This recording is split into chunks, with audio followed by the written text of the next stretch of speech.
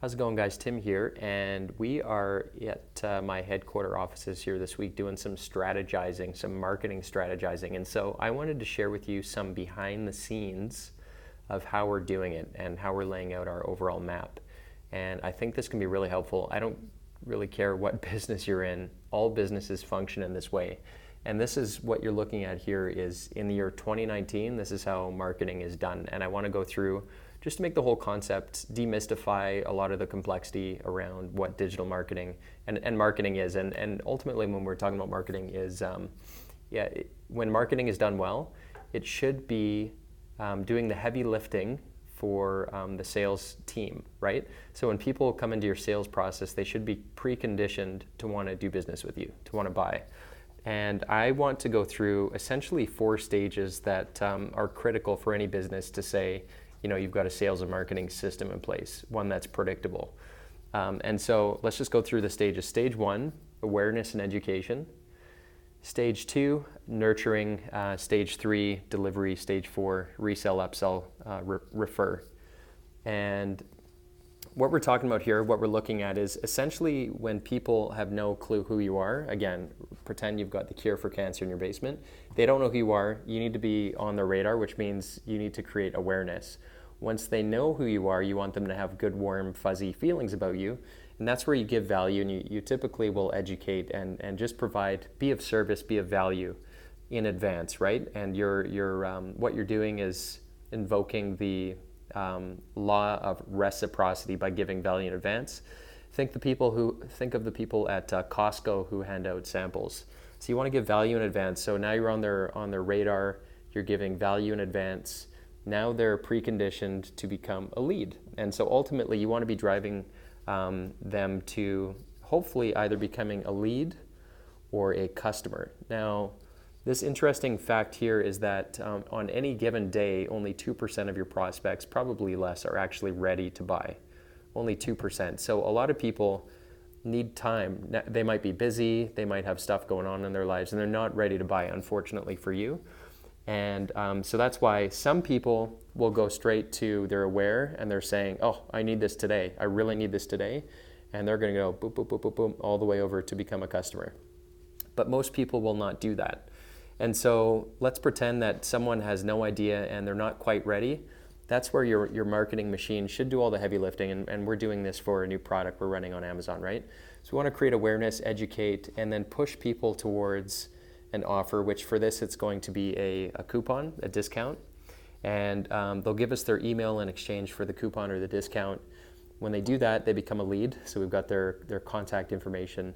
And we're going to be pushing them over to make a purchase for the it's tool organizational systems in Amazon.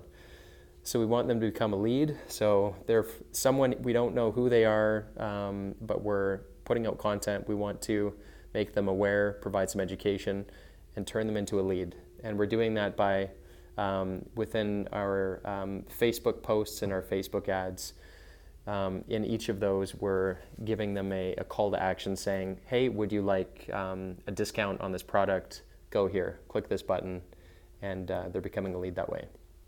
So the whole awareness and education phase is either to move them forward, advance them forward in your process, depending on where they're at, to either become a customer or a lead. And the mechanics of that, what it looks like, again, you're educating. So think of videos where you're educating them on pains and problems that are relevant to your customers. You're educating them. Similar to this video, I'm educating you. And you're going to be doing that through typically a combination of, if you've got a Facebook page, if you have a large following, you can get away with posting some organic stuff. But Facebook likes to take your money oftentimes. And so you're going to get more distribution, obviously, if you pay for Facebook ads. And so combination organic and paid. So that's where you're creating content on Facebook. And that content is going to serve a purpose in the future, which I'm going to get into. And so essentially, when you look at Facebook ads, there are so many different plays that you can make. But this is what is completely wild about the technology in Facebook, is that when you create content like this video that I'm shooting right now, if people are actually watching it, so if they don't watch this video, if you are not watching this video right now, as a matter of fact, it means you're not engaged. And so you're probably not going to see a follow-up ad, okay? But if you are still watching this, you're going to start seeing my ads because I'm probably going to be retargeting you. And so this is the same strategy. People who are actually interested, they're going to be clicking on and engaging with our content. And we can tell Facebook, anybody who's done that, so anybody who's engaged with our Facebook page, anyone who's clicked or shared or liked or watched a certain percentage of video, or anyone who's visited our website, I want you to send them ads so they see us everywhere. And we're only spending our marketing dollars on people who have engaged, right? So our goal is we're giving value and we're seeing who actually is responding. This is direct response marketing, right? Who cares about the stuff that we're talking about? Only those people do we want to show an ad that's going to, for us, it's going to be driving them for this particular campaign. We're going to be sending them straight to get their email and then going straight to an offer, right? Depending on your business, this ad right here, you might just say like, send them straight to like an Amazon page or a sales page or whatever you're selling. It might be in many cases, so one of my businesses, I send people here. Before purchasing, we have a meeting. So they go straight to a scheduling page where we can chat. And so that's what conversion means for me. But every business needs a way to generate awareness, educate, find out who's actually cares by measuring engagement and only serving those people with ads. That's called retargeting. And so that's phase one, educate and give value. And the goal there is to get people on your radar and move them to either becoming a lead, because most people are going to become a lead before they become a customer. Some people will become a customer depending on their readiness, but most people will become a lead first. And that's why it's important to have a lead generation strategy. So that is either a case study or training or an article or a discount, something that you can get their email in advance. When you have their email, obviously, there are two ways that you can follow up. So we're actually following up here by retargeting people who have engaged. This is following up here. Once they become a lead, you can follow up through email. So you can send them, thanks for, here's your free article or training or whatever that you signed up for. And then you're going to be continually, hopefully not to the extent that you're going to be overwhelming them with and filling their inbox. I mean, it's a balancing act, but you're going to be wanting, again, send them value. And at the end of that value, it should be leading back to some offer, some way for them to take action, and it's articulated very clearly so that they can jump to an offer, which again, depending on your business, if it's something that's a little bit more expensive potentially, or requires some manual custom face-to-face, you might be pushing them to, hey, let's get in my calendar and let's have a meeting. Or you might be pushing them to, again, an offer for a sales page. And so that's nurture. So nurturing is recognizing that 98% of the market will need to be nurtured until they're ready on that day to go to a specific offer, which is a purchase or typically a meeting. So that's phase two, is nurture.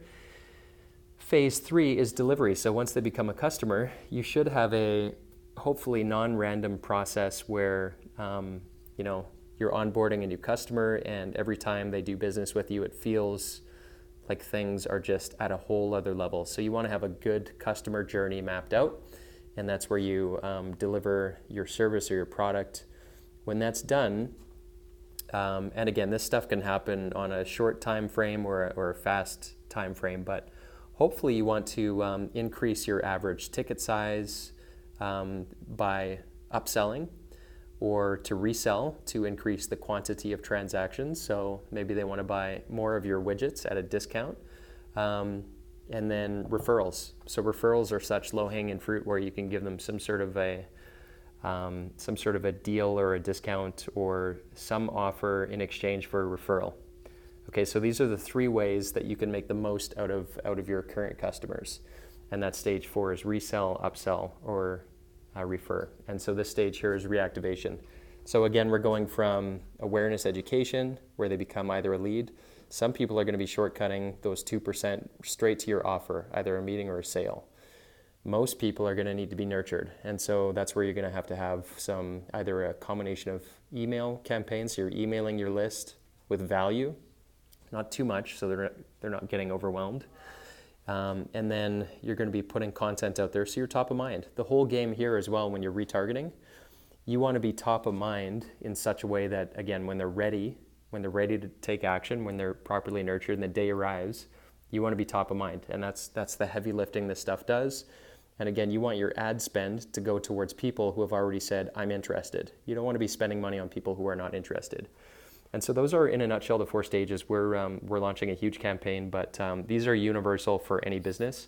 And I think it's useful to think in these terms, these 4 stages, when you're looking at strategizing for your sales and marketing, to turn it into hopefully a machine where things are kind of a little bit more predictable. Hope that's useful. Again, stage number 1, awareness and education. They become a lead, which needs to be nurtured, becomes a customer. The delivery of your product or service, then rinse and repeat through resell, upsell, or refer. Hope that's useful, guys, and enjoy the rest of your week.